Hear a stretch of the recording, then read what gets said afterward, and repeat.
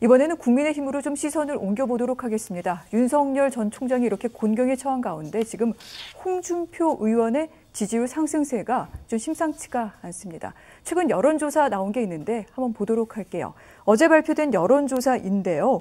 야권에서 누가 차기 대선 후보로 적합한지를 여쭤본 내용인데 처음으로 홍준표 의원이 윤석열 전 총장을 앞섰습니다. 홍준표 후보가 32.5, 윤석열 후보가 29.1, 이어 유승민, 최재형, 원희룡 후보의 순위입니다. 자, 이 같은 조사는요, 경기신문회에서 의뢰해 RN서치가 진행을 했고요. 지난 3일과 4일에 시행이 됐습니다. 표본 오차는 플러스 마이너스 3.1%포인트의 95% 신뢰 수준입니다. 또 한 가지 여론조사 하나 더 보도록 하겠습니다. 양자 대결입니다. 홍준표 대 이재명 이렇게 여쭤봤더니 홍준표 후보가 이재명 후보를 상당히 앞서는 것으로 나타났습니다. 홍준표 후보 46.4, 이재명 후보 37.7로 두 후보 간의 지지율 차가 8.7%포인트입니다. 이 같은 여론조사는요, 데일리안에서 의뢰해 여론조사 공정이 진행을 했고요. 지난 3일과 4일입니다.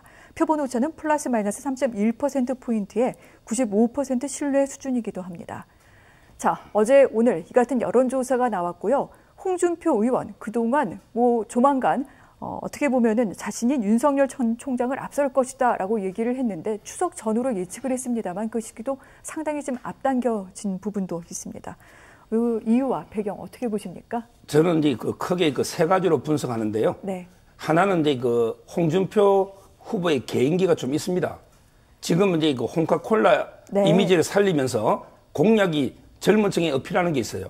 예를 들어 이제 대학 입시를 수시 대신에 정시로 하겠다. 정시로. 네. 또는 이제 사법고시를 부활한다. 네. 이런 것들. 또는 이제 사형제를 부활해서 네. 흉악범 척결하겠다. 이런 게 본인의 공약 때문에 올라가는 게 3분의 1.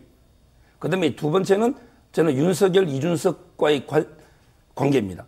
뭐냐면 이게 윤 총장이 좀 피로감에 지지율이 약간 떨어지면서 홍준표 쪽으로 옮기고요.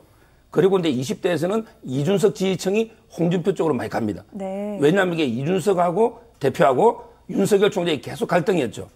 이걸 이게 투스톤, 두 명 돌 갈등이 되면서 20대에서 홍준표 의원 쪽으로 상당히 가는, 이거는 결국에 윤석열과 이준석의 갈등. 이게 네. 두 번째 저는 요인이고, 마지막으로 중요한 게 3번이 역선택이에요.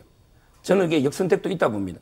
지금 홍준표 후보가 호남에서 네. 윤석열 총장을 압도하고, 그리고 이제 20, 30대에서 젊은 층에서 압도하고 있거든요. 네. 근데 불과 5년 전에요. 5년 전에 20대에서 홍준표 대표가 8%대로 5명 중에 꼴찌였습니다. 그리고 이게 호남에서는 2.52%로 유승민 다음으로 이게 꼴찌했어요. 네. 근데 갑자기 호남 젊은 층이 갑자기 홍준표 쪽으로 확 가는 건 저는 아니라 보고, 아마 이제 진보층에서 봤을 때 네. 그래도 이게 홍준표 후보는 저번에 27%인가 그래 얻었잖아요. 확장성의 한계가 있으니까 우리에게 윤석열 총장이나 최재형 원장, 이렇게 막대한 역선택, 따라서는 역선택도 3분의 1, 이렇게 세 가지 요소로 봅니다. 그렇군요. 실제로 국민의힘 지지층에 여쭤보면은요, 윤석열 후보가 홍준표 후보보다 한 2배 가까이 지지율이 나오기도 합니다. 이러한 부분을 근거해서 봤을 때 분명히 민주당 지지자들의 역선택이 작용한 부분이 있다라고 말씀을 하신 건데, 변호사님은 어떻게 보고 계십니까? 저는 일단 역선택부터 말씀을 드리면, 네. 역선택이라는 표현은 적절하지 않다는 느낌이 약간 네. 듭니다. 이게 민주당 쪽을 좀 볼 필요가 있는데요. 민주당 내에서 사실 지금 두 유력 후보 사이에 이제 경쟁 갈등이 사실 지지층 사이의 갈등이 좀 심해진 상태고요. 특히 이제 좀 더 중도 쪽에 가까운 이낙연 후보의 지지층 같은 경우에는 만약에 이낙연 후보가 되지 않을 경우, 그러니까 최종적인 후보가 되지 않을 경우 홍준표 후보를 선택하겠다는 사람들이 꽤 있다는 식으로 계속 여론조사가 나오고 네. 있거든요. 그리고 그러니까 지금 중도층 기준에서는 이낙연 후보, 그러니까 이재명 후보보다는, 이거 민주당보다는 홍준표 후보가 좀 더 매력적으로 보일 수 있는 상황입니다. 그 점에서 사실 홍준표 후보의 정치적으로 뛰어난 모습들이 진짜 그런 네. 있는 셈인데, 홍준표 후보의 제가 보기엔 가장 큰 정치적 장점은 자기가 어느 쪽을 공략을 해야지, 어느 쪽으로 공략해서 자기가 가장 정치를 이루은지를 잘 판단하는 정치적 능력이 뛰어난 그런 정치인이고, 현재 지금 중요 후보였던 윤석열 후보는 아닌 최재형 후보가 가장 이제 오른쪽으로 확 가버리는 바람에 좀 중도층을 소구하는 작업들을 계속 했었거든요. 그런 것들이 상당히 먹히는 것들이 컸다. 그래서 그런 측면에서 볼 때 이건 역선택이 아니라 중도층, 그러니까 민주당 후보의 일부까지 포함한 중도층이 홍준표 후보한테 쏠리는 현상이 나오는 게 아닌가 이런 생각이 또 하나 있고, 또 하나는 어찌되었든 지금 윤석열 후보가 정치에 나선 이후에 계속 좀 이런저런 잡음들이 있었습니다. 거기에 대해서 사람들이 이게 윤석열 후보로서는 불안하다라고 생각하는 그런 불안감이 좀 쏠린 게 아닌가. 특히 네. 그 점에 있어서 어쨌든 국민의힘 내부에서는 좀 더 합리적이라고 볼 수 있는 젊은 층이나 이쪽에서 이게 가능성이나 아니면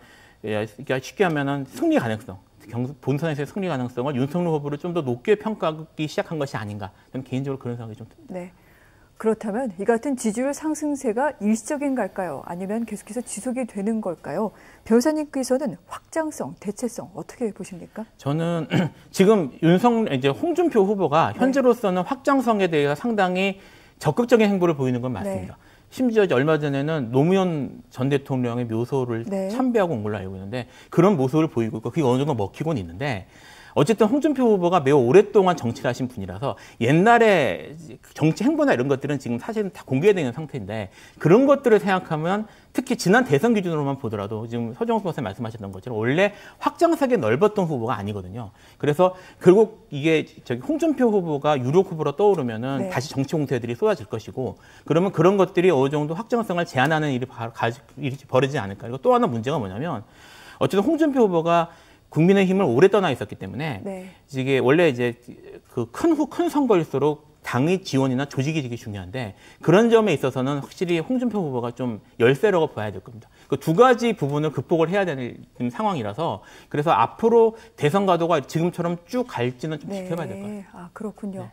이런 지점 때문일까요? 사실 또 보수 일각에서는 홍준표 의원이 실제 후보로 나오게 될 경우를 걱정한다 이런 목소리가 있기도 합니다. 변호사님 왜 그렇습니까? 제가 이제 여러 방송을 나가보면요. 패널덕에 보수 성향 패널이 있고, 그 다음에 진보 성향 패널이 있죠. 그런데 보수 성향 패널은 다 홍준표 의원에 대해서 좀 비판적입니다. 그런데 그 진보 성향 패널들은 홍준표 의원을 이게 엄청나게 칭찬하고 이렇게 띄워주더라고요. 근데 과연 홍준표 후보가 진짜 야당 후보가 됐을 때, 그럼 이게 진보 패널들이 계속 홍준표 의원을 이게 계속 칭찬하고 할까요? 저는 이게 전혀 안 한다 봅니다. 지금 이게 민주당 지지층 있잖아요. 정권 교체를 바라지 않는 층에서 홍준표 지지율이 윤석열 총장을 압도하고 있습니다. 자, 그럼 이게 정권 교체를 바라지 않는 분들이 본선에 가서도 이게 홍준표 후보를 찍을까요? 저는 이게 아니라 보는 거예요. 홍준표 의원이 이게 이미 검증이라는 게, 모르게 윤석열 총장처럼 이게 나쁜 쪽으로 검증도 이미 끝났을 수 있지만 이미 확장성이 제한적이라는 그쪽으로도 이게 검증이 끝난 거예요. 따라서 저는 홍준표 후보가 됐을 때 본선 경쟁력이 상당히 문제가 있고 그래서 이제 오히려 야당 지지층들은 윤석열 최재형 쪽이 많은데 오히려 이게 여당에서 계속 홍준표, 유승민 이렇게 이야기하는 거 이게 바로 저는 역선택이다. 그래서 역선택은 이건 국민의 선택이 아니고요. 중도 확장이 아니에요. 역선택은 아주 이제 그 진보층이 하는 거지 중도층이 하는 게 아닙니다. 역선택은 따라서 이거는 이제 그 오히려 저는 민주당에도 역선택 방지 조항을 넣었잖아요. 국민의 선택을 방해하는 업무방해, 범죄 행위입니다. 역선택은. 그런데 이걸 제대로 지금 못 걸러내면 정말 이게 경선이 왜곡될 수 있다. 이렇게 저는 봅니다. 그렇다면 변호사님, 이 같은 시선이 홍 의원에게는 상당히 좀 불리할 수 있을까요? 지금 이게 물론 이제 근데 이번에 경선 룰이 확정됐잖아요. 그래서 이제 그 질문 문항이 예를 들어 이제 본선 경쟁력으로 뭐 이재명 후보와 붙었을 때 어떻다. 이렇게 문항이 좀 바뀌기 때문에 상당 부분은 이제 좀 저는 역선택을 걸러낼 수 있다. 그러면 이게 홍준표 후보한테는 좀 불리해 줄 수 있는 이런 상황이죠. 홍준표 후보에게는 오히려 또 이 같은 좀 상황 변화가 다르게 좀 작용할 수도 있을 것 같은데 짧게 변호사님, 윤 전 총장 측에는 어떻게 작동을 하게 될까요? 지금 이제 말씀하신 사실 역전색 교황을 넣지 말지에 대한 논란이 많았는데 이제 공식적으로 넣지 않는 대신에 지금 본선 경쟁력을 측정하는 식으로 지금 룰이 바뀌었습니다. 사실상 역전색을 차단하는 식으로 들어갈 상황이어서 지금 이제 국민의힘이나 이쪽에서는 이제 이쪽 진영에서는 이게 그 홍준표 후보에 대한 역선택이 어느 정도 차단될 것이기 때문에 윤석열 후보에게 유리할 거라고 보는 게 측면이 좀 강한 것 같습니다. 그래서 그건 좀 지켜봐야 될 것 같습니다. 그렇군요. 두 분 모두 여기에 대해서 좀 지켜볼 필요가 있다라고 약간 좀 유보하신 부분이 있는데 이달 중순에 국민의힘에서는 정책 토론회 등등을 거쳐서 1차 컷오프 8명의 후보를 확정하게 됩니다. 어떤 후보들이 이름을 올리게 될지 아울러 또 윤석열 전 총장과 홍 후보 간의 표차가 어떻게 나게 될지 이런 부분까지 저희가 주시하도록 하겠습니다.